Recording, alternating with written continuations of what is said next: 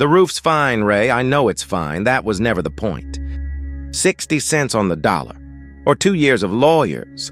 You do roofs, Ray. I do lawyers. He'd said it before. He'd say it again.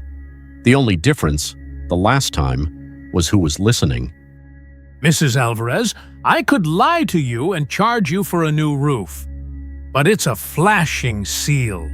$40. Tell your Tommy I said congratulations on the scholarship.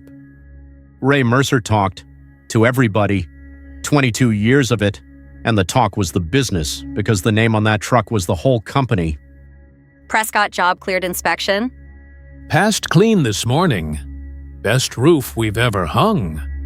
Finals due Friday. $18,000. Boss says when that check clears, I get real boots, not the duct tape specials. The job had gone perfectly, which for a man like Douglas Prescott was exactly the problem. A perfect roof leaves nothing to argue about. So he decided to invent something. Prescott liked watching a man work for money he'd already decided not to pay. I'm not comfortable with the workmanship. There's a waviness. My guy says it all has to come off. Tell you what, I'll come out myself, walk every square with your guy, and if he can show me one bad course, I'll relay it for free. Fair? That won't be necessary. I'll pay what I think it's worth. Or the lawyers can sort it out for a couple of years. He passed inspection and he's not paying? He's offering 60%. Says fighting costs more than the 40 he's keeping. It was clean, cold arithmetic, and Prescott had run those numbers on smaller men before. The fake reviews went up that night. 3 jobs went in a different direction by Monday. Prescott never touched Ray's roof. He found something easier to tear off, his name, and buried in the pile one review that wasn't about Ray at all. Ray read it twice, then he couldn't stop reading it. Boss, maybe hold off on the boots. Maybe hold off on me. Nobody's holding off on anybody. Ray, $18,000 is the winner. It's Danny's wages. It's us. The lien's filed. It protects the debt. It doesn't buy groceries in January. The hearing does. And a hearing takes months we don't have. And here is the part of the story nobody brags about later. Ray Mercer decided to fold. 60 cents fed his family. Pride didn't. His thumb was on the button. He'll do it to the next one cheaper. Saying no cost him another job by breakfast. He drove to the county building anyway, not because he had a plan, because he was out of ways to say yes. 18,000? You're right at our ceiling. At that amount, you don't need a lawyer. You, him, a judge, and whatever you can prove. Proving is the problem. He says everything on the phone. Nothing in writing. I can't give you legal advice, Mr. Mercer, but the statute's public record. Aisle 3, if you like reading. Prescott. Listen to this. In this state, the law says a man can record his own phone call. One party on the call has to know it's being recorded, and the man holding the phone counts as that party. That's legal? In this state, black and white. But Ray, it only counts if he says it again. On a call, to you. If he keeps it in writing, we have nothing. There it was.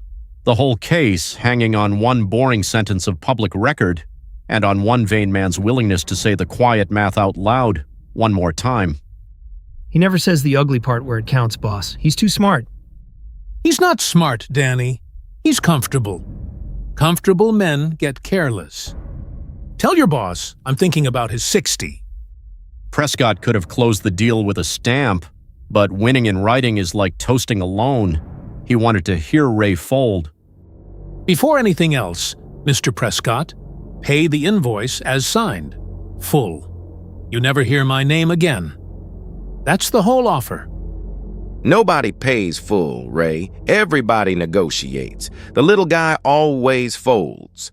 That's not cruelty. That's math. The roof passed inspection. Is there one real defect you can point me to? The roof's fine, Ray. I know it's fine. That was never the point. That's not a defect. That's leverage. Smart business. So the work is good. You just don't want to pay for it. Now you're getting it. 60 cents tonight, and the reviews disappear. Your call. He said it, all of it. 4 minutes and 12 seconds. The extortion, the fake reviews, the admission the roof was perfect, narrated in his own voice into a phone he assumed he owned. Now Ray just needed the one room where that voice counted. Prescott brought a lawyer to a room built so people wouldn't need one. He thought the suit would do the talking. He didn't know the talking was already done.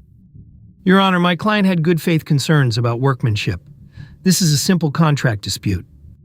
Mr. Mercer, is there anything besides the inspection report? One call, Your Honor. My client retains counsel for these matters. He does lawyers, Your Honor. I do roofs. Any recording would be inadmissible. My client never consented to being taped. That's a felony in half this country, Your Honor. Were you a party to that call, Mr. Wills? No, Your Honor. Mr. Mercer was. In this state, that is the only consent the statute asks for. Authenticate it, Mr. Mercer, and play it. The roof's fine, Ray. I know it's fine. That was never the point. That's not a defect. That's leverage. Smart business. 60 cents tonight, and the reviews disappear. Your call. 4 minutes and 12 seconds, played at government volume. Do something. You recorded a confession, Doug. There's nothing to do. There's a name for what Prescott did on that call. He said the quiet part out loud, in the one room where it echoes. I find the work was completed and passed inspection. I find the withholding was not a good faith dispute. It was, in the defendant's own words, leverage, judgment for the plaintiff, the full amount plus court costs. $18,000 plus filing fees. Not a cent for the sleepless nights. Small claims doesn't pay those.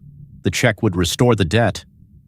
The winter Ray had already paid. Ray didn't celebrate. He breathed. And a woman in a work jacket came down from the gallery, the tile contractor from that review nobody believed. She'd been in the room. She'd heard him say it. She asked Ray quietly if she could get a copy. It played in open court, ma'am. It's public record now. You can have the copy and the case number.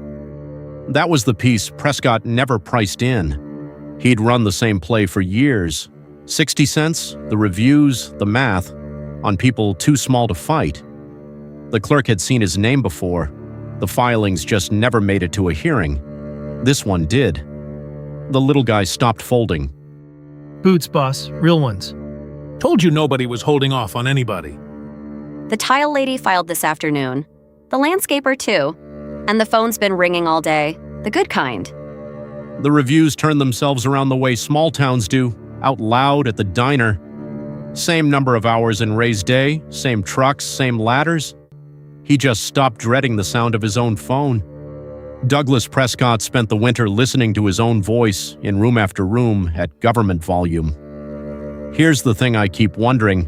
How many Prescotts do you figure are on a phone right now, certain nobody's listening? Tell me in the comments. Next time on The Last Laugh, a family fires their housekeeper over a missing ring and forgets the little camera they aimed at their own front hall. Some people record the wrong people. Some people forget what they recorded.